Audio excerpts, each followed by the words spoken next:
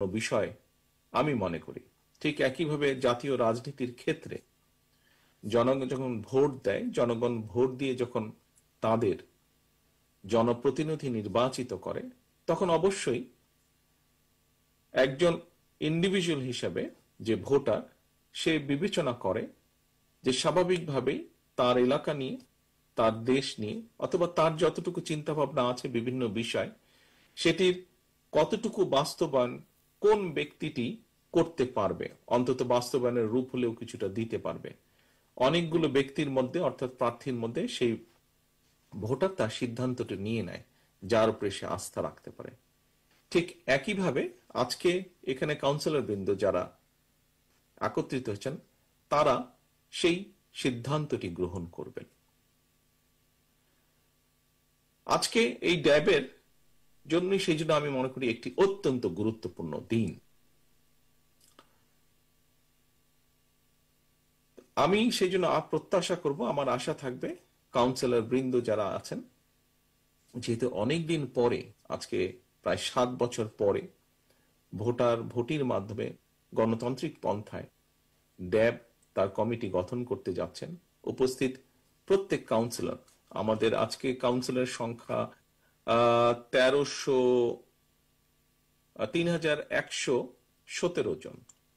প্রত্যেক উপস্থিত প্রত্যেক কাউন্সিলর অত্যন্ত চিন্তা ভাবনা করে সিদ্ধান্তটি নেবেন।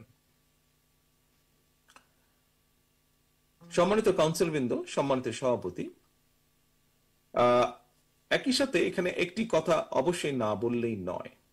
আজকে এখানে যেহেতু সামনে যারা বিশেষ করে বসে আছেন এবং মঞ্চেও কম বেশি যারা বসে আছেন, অধিকাংশ মানুষ, আমি, মহাসচিব সাহেব সহ, আহ্বায়ক সাহেব সহ কয়েকজন আমরা আছি, আমরা হয়তো চিকিৎসা পেশার বাইরের মানুষ।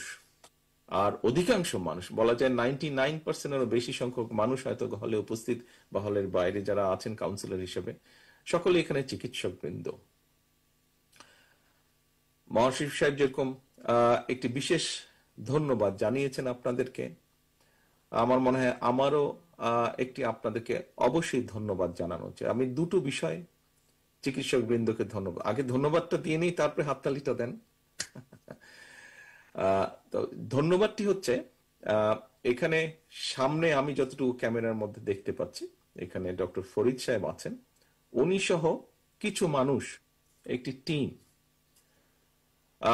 বিগত 8 বছর ধরে ওনারা আমার মায়ের, অর্থাৎ সারা দেশের মানুষ যাকে দেশনেত্রী খালেদা জিয়া হিসেবে চেনেন, সেই মানুষটিকে ওনারা চিকিৎসা দিয়েছেন। ওনার সন্তান হিসাবে এবং আমরা যারা পরিবারের ওনার সদস্য, যারা আমরা এই সময়টাতে দেশে থাকতে